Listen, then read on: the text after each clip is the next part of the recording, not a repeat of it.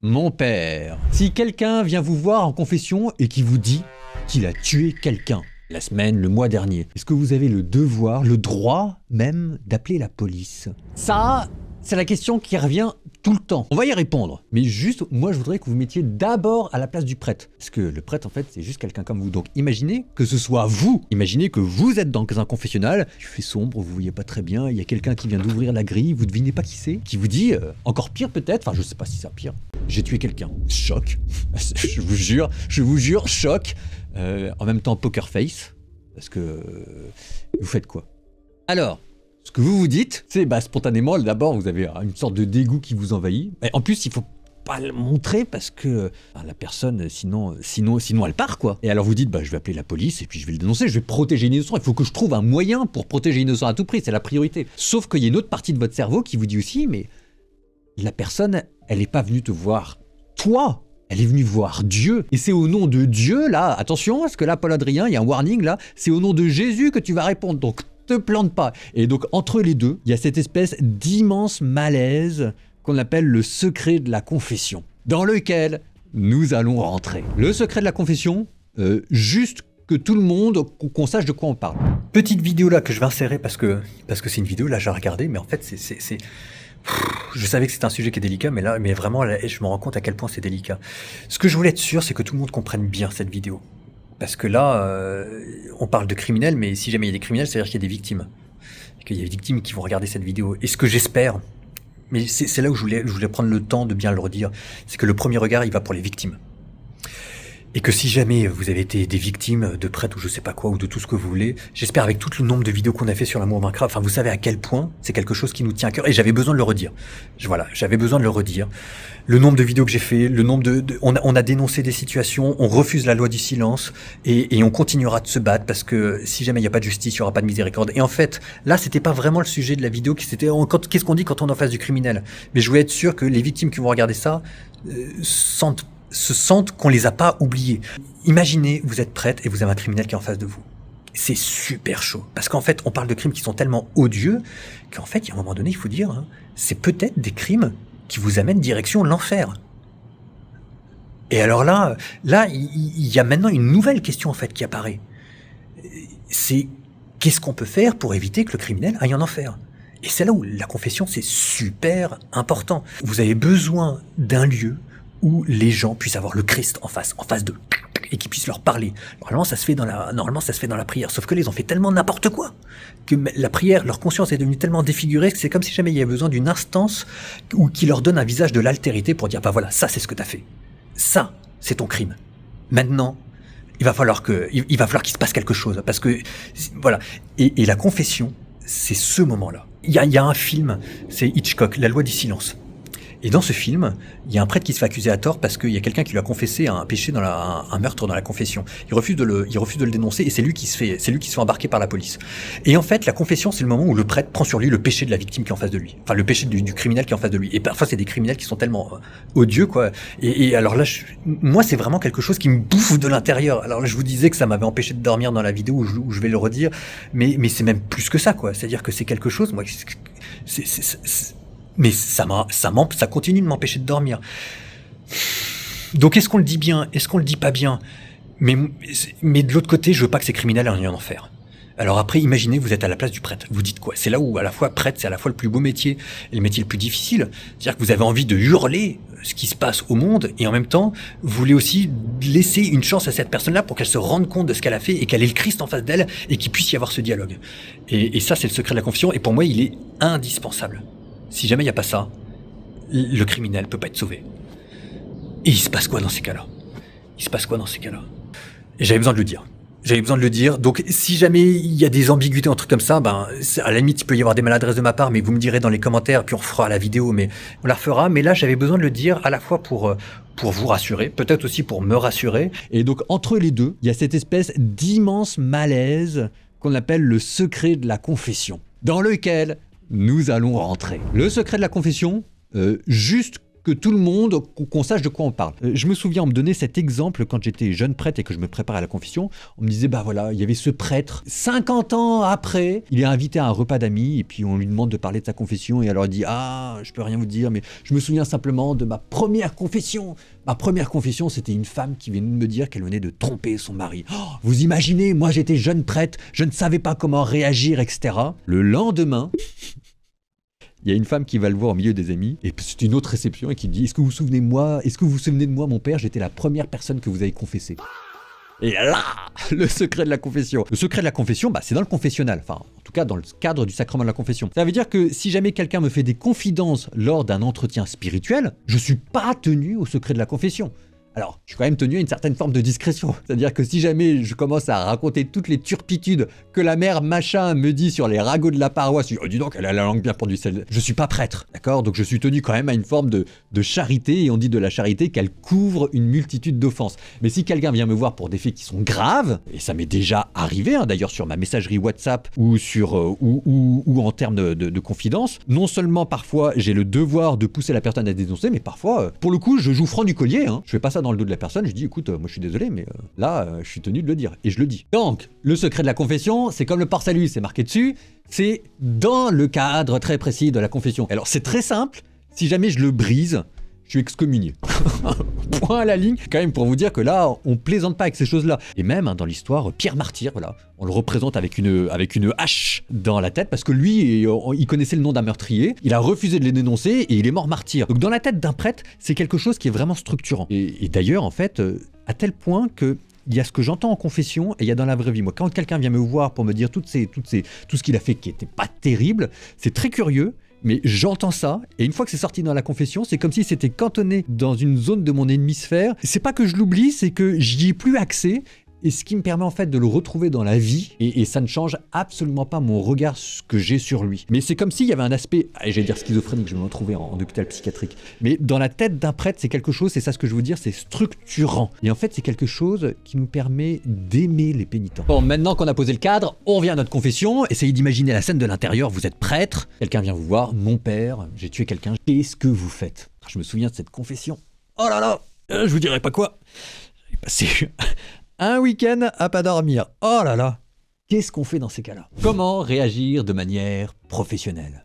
Et de 1, poker face. Alors au début, il faut reprendre sur soi. Après, en fait, sauf vraiment cas exceptionnel, on a déjà quand même vu pas mal de choses. Si vous voulez, pour surprendre un prêtre en confession, je peux vous dire qu'il faut vraiment y aller. On travaille en milieu stérilisé, on n'est pas là pour surrajouter en émotion. 2, une chose que les gens ignorent. Si le secret n'était pas absolu, les gens viendraient pas me voir. Et si jamais les gens viennent vous voir en confession, c'est parce qu'il y a déjà quelque chose en eux qui veut changer. Donc, en fait, le secret dans la confession, il n'a pas pour but de protéger le crime, il a pour but de permettre à ce que un jour, le crime soit affronté à la lumière. Je vous rappelle qu'un jour, il y aura un jugement. La confession, c'est ce qui prépare. En fait, dans la confession, vous avez 2 choses, et 2 choses bien différentes, et ça, c'est ce que les gens oublient tout le temps, et c'est pour ça qu'ils s'imaginent que le secret de la confession, c'est une sorte de blanc-seing. Vous avez l'absolution, et vous avez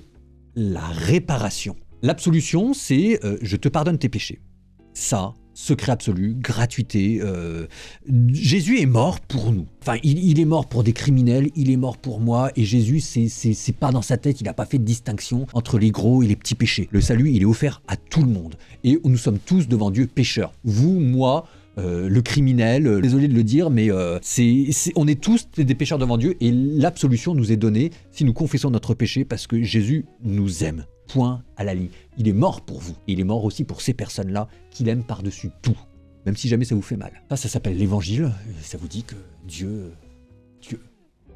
Maintenant, deuxième chose, il y a la réparation, il y a la satisfaction. Et ça, tout le monde l'oublie. Si on arrive en pénitence, on sort de là, invariablement, on a toujours de notre Père et trois je vous salue Marie. C'est pas ça la pénitence. D'abord, donner des prières en pénitence, ça veut dire quoi? Bon, bref. La pénitence, c'est... Et ça change tout dans ce cadre très précis. Juste, petit exemple pour que tout le monde comprenne bien. Un enfant vole 50 € à sa mère, dans le porte-monnaie. Sa mère le chope. Qu'est-ce que tu m'as fait? L'enfant commence à pleurer. Larmes de crocodile, mais la mère a un grand cœur. Elle lui pardonne. Absolution.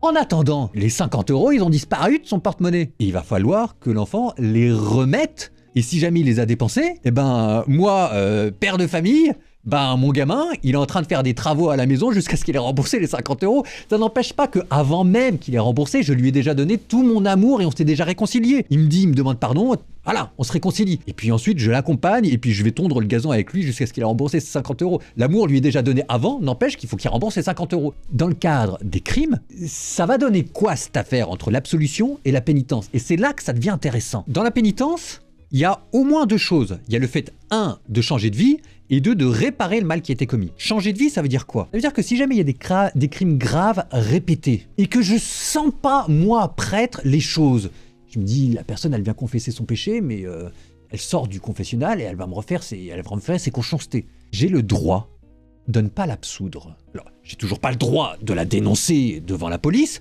mais si jamais j'ai pas des garanties sur le fait qu'elle va changer de vie, j'ai le droit de ne pas absoudre. Il faut que je sois sûr de mon coup, hein, parce que quand même c'est quelque chose qui est grave. Mais ça m'est déjà arrivé, là c'était dans le cas d'une infidélité, je ne donne absolument aucun détail, mais la personne voulait demander pardon et voulait pas rompre avec sa liaison, je dis bah non. Si quelqu'un vient me voir et je sens qu'il va prendre aucune disposition pour que ça change quoi, qu'il n'y a pas de regret finalement, j'absous pas. Et c'est ça, ce qu'on attend aussi d'un prêtre. On n'est pas le fier dans ces cas-là. Il faut que j'ai la certitude que la personne veut changer de vie.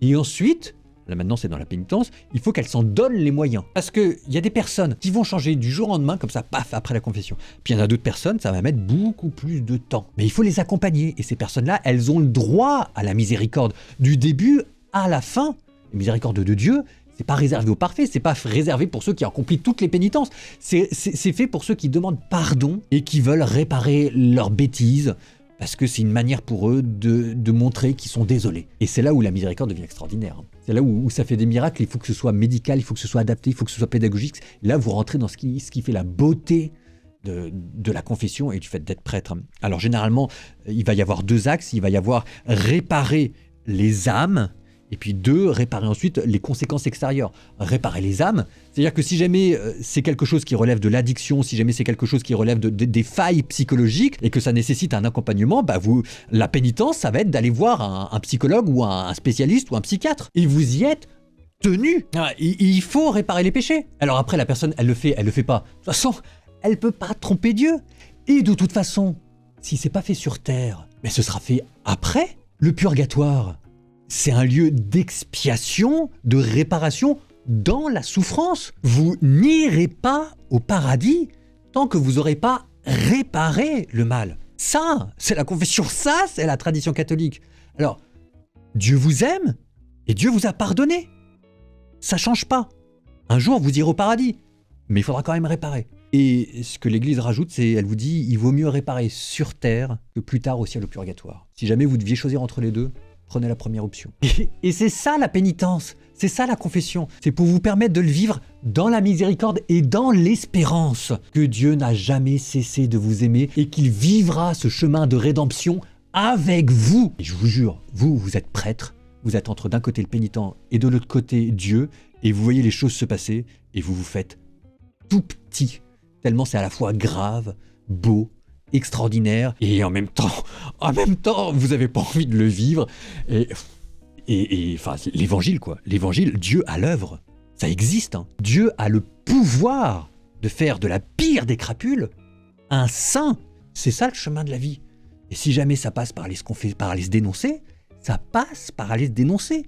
Si jamais, moi je sais pas, il y a quelqu'un qui est en prison parce qu'ils ont chopé le mauvais criminel, Dieu vous demande, c'est attendu de la justice, Dieu vous demande d'aller vous dénoncer pour libérer la personne. Si jamais ça fait partie de la fiche de poste, pour les prêtres par exemple, un prêtre qui fait n'importe quoi avec les gamins, il est censé se dénoncer à l'évêque, et il y est tenu, il a signé pour ça. D'ailleurs même, dans ces cas-là, c'est ce qu'on appelle un péché réservé, ça veut dire que moi normalement, prêtre, lambda, sauf en cas de péché de mort, j'ai même pas le droit de confesser ce péché, je suis censé lui dire, écoute, je suis désolé, mais ça c'est réservé au Saint-Siège, tu prends un billet de train, tu vas à Rome, tu vas à la pénitentiarie apostolique, mais c'est eux qui vont le faire maintenant. Ça fait partie aussi de la fiche de poste, ça. Dans ces cas-là, quand vous rappelez à sa personne son devoir, je peux vous dire que vous faites vraiment tout petit parce que vous vous rendez bien compte de ce que ça lui coûte, mais il le fait pas, c'est toujours la même chose, hein. Vous savez, un jour, il y aura un jugement. Donc de toute façon, tout ça, c'est pas facultatif, c'est ça ce que je essaye de vous dire. La confession, elle est juste là pour vous le permettre de le vivre avec la miséricorde de Dieu, avec la certitude que vous êtes aimé de Dieu et qu'il sera là avec vous. Et en fait, c'est ça ce qui change tout. C'est là où la confession se substitue pas à la justice, elle est là pour lui donner un visage divin. Le prêtre que vous êtes, mais il y va de manière extrêmement délicate. Alors quand il faut trancher, on tranche. Ça, c'est la vraie confession. C'est extraordinaire. C'est extraordinaire. Donc, vous voyez, le secret de la confession, c'est pas là pour couvrir le péché. C'est là pour faire des criminels des saints. Bon bah voilà, ça c'était la vidéo, je vous redis ce que j'ai dit au début. Vous voyez, j'ai encore changé d'environnement, c'est tout le temps partout. Dites-nous en commentaire ce que vous en pensez. Et c'est des sujets graves, hein. C'est vraiment des sujets graves. Comment je pourrais vous dire ça? C'est pour ça qu'on a fait cette chaîne. Pour être du côté des victimes et pour dénoncer les criminels en espérant qu'ils changent de vie. Et puis que ce slogan de la chaîne, l'amour vaincra, que vraiment ça signifie quelque chose. Donc je le redis pour vous là. L'amour vaincra. Vous avez la plus belle des religions. Ne l'oubliez jamais. L'amour vaincra.